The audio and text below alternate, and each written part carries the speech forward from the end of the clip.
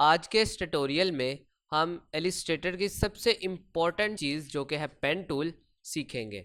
Pen tool हमें shapes बनाने और लाइंस बनाने या फिर एक बेहतरीन सा आर्ट पीस बनाने में मदद करता है।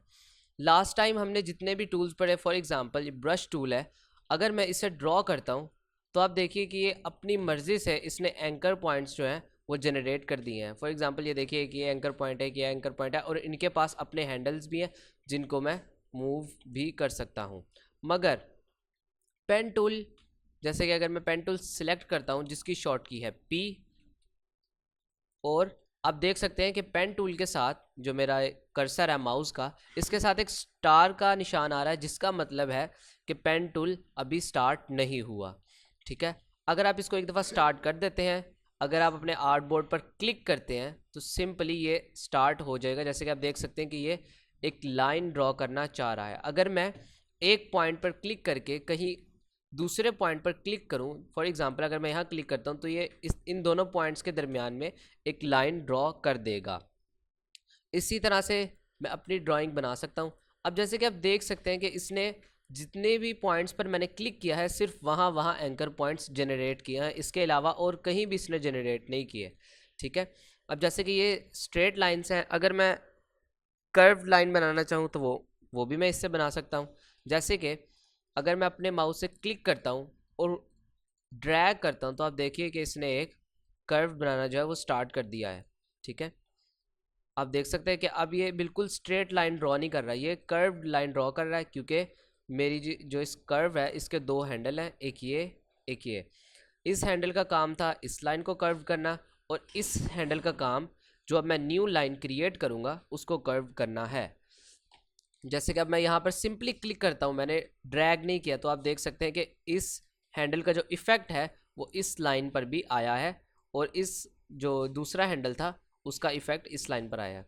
अब देखिए अगर मैं यहाँ पर इस तरह से हैंडल किस तरह से निकालते हैं, हमें क्लिक करना होगा और साथ अपना माउस ड्रैग करना होगा, तो हमारे पास एक हैंडल जो है वो आ जाएगा।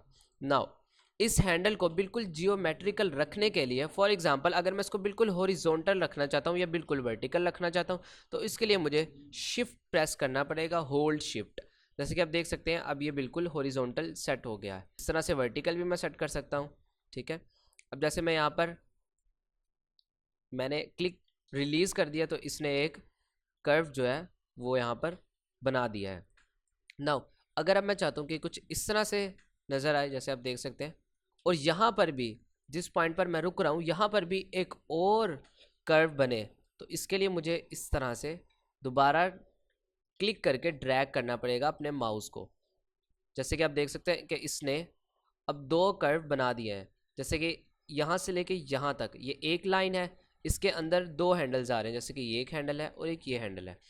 नाउ इस हैंडल का काम इस वाले पार्ट को कर्व करना है, और यहाँ से इस हैंडल का काम इस वाले पार्ट को कर्व करना है।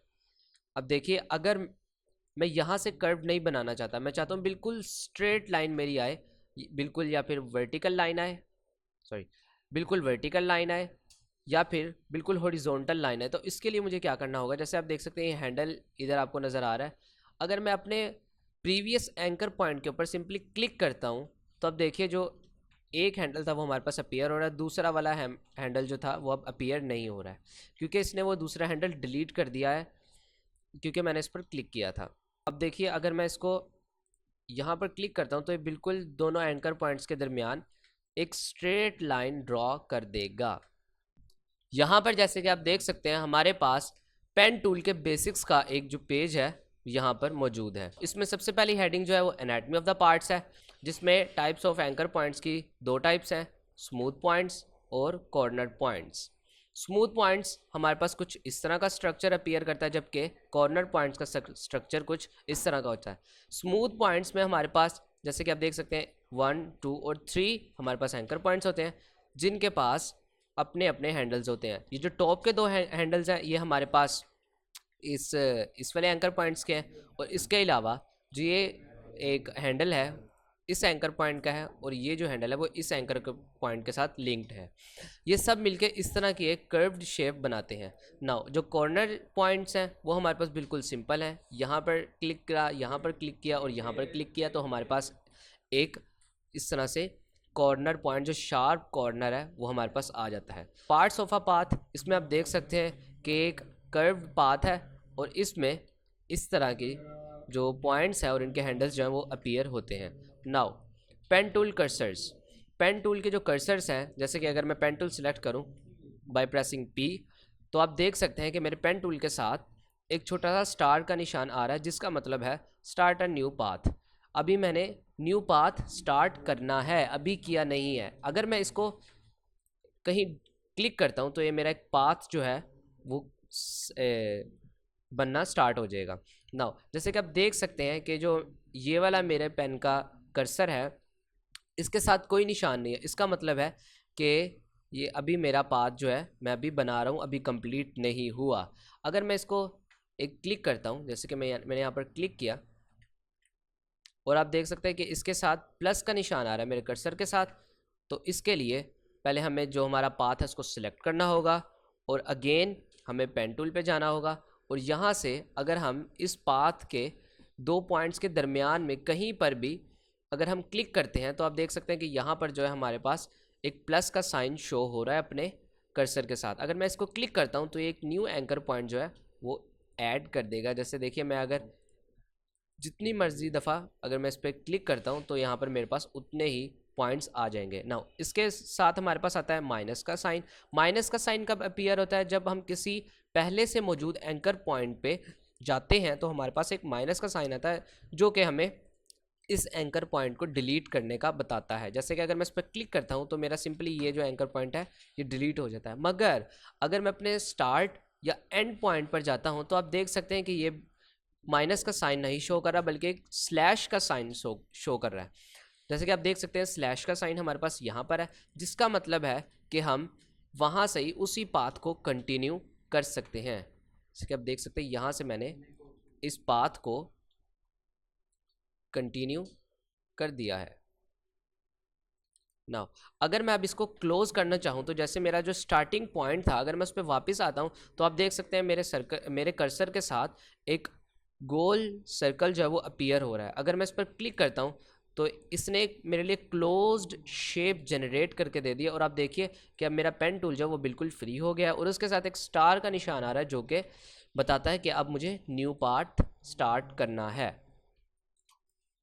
इसके अलावा हमारे पास एक ये साइन मौजूद है। इस साइन का मतलब अगर मैं अपना पेन टूल सेलेक्ट करता हूँ और यहाँ से एक शेप जो है वो ड्रॉ करता हूँ, शेप नहीं सॉरी पाथ ड्रॉ करता हूँ, तो जो मेरा प्रीवियस पॉइंट था, जैसे कि मेरा प्रीवियस पॉइंट ये था, तो इस पर अगर मैं अपना माउस का कर्सर लेके जाऊँ तो आप देख सकते हैं कि इसके साथ सेम यही साइन अपीयर हो रहा है जो कि लास्ट पॉइंट के बारे में हमें बताता है। अगर मैं इस तरह से एक और पॉइंट पर क्लिक करता हूँ और उस पर वापस आता हूँ तो आप देख सकते हैं कि यहाँ पर जो है वो मुझे लास्ट पॉइंट का बता रहा है। वरना अगर मैं यहाँ पर जाऊँ तो देखिए यहाँ पर अभी क्योंकि मेरा लास्ट पॉइंट नहीं रहा तो अब इसको माइनस का बता रहा है। अगर मैं इसको माइनस करता हूँ तो ये दोनों को सब्ट्रैक्ट कर देगा और एक ये जो मेरे दो पॉइंट्स थे एक स्टार्टर पॉइंट्स और जो लास्ट पॉइंट था इनको आपस में मिला देगा। इससे नीचे हमारे पास anchor points and handles display settings है। अच्छा, ये सेटिंग आपको कहाँ पर मिलेंगी? ये सेटिंग हमें एडिट में, प्रेफरेंसेस और यहाँ से selection and anchor point display हमें यहाँ पर नीचे करके ये सेटिंग्स मिलेंगी। जैसे कि आप देख सकते हैं ये सेटिंग्स हैं। ये जो ऊपर डिस्प्ले है ये मैंने ऑफ़ किया हुआ है, मगर आपने देखना है कि आपकी जो पॉइंट्स हैं उन सब पे चेक मार्क यहाँ पर लगा होना चाहिए। उसके बाद आपने ओके पर क्लिक करना है। हमारी ये सेटिंग कंप्लीट। बिल्कुल यहाँ बॉटम में हमारे पास इंपॉर्टेंट शॉर्टकट्स हैं। ये शॉर्टकट कैसे हैं ये मैं आपको प्रैक्टिकल दिखाता हूँ। जैसे कि मैंने अपना पेन टूल सेलेक्ट किया और यहाँ से कुछ ड्रॉ करना मैंने स्टार्ट कर दिया।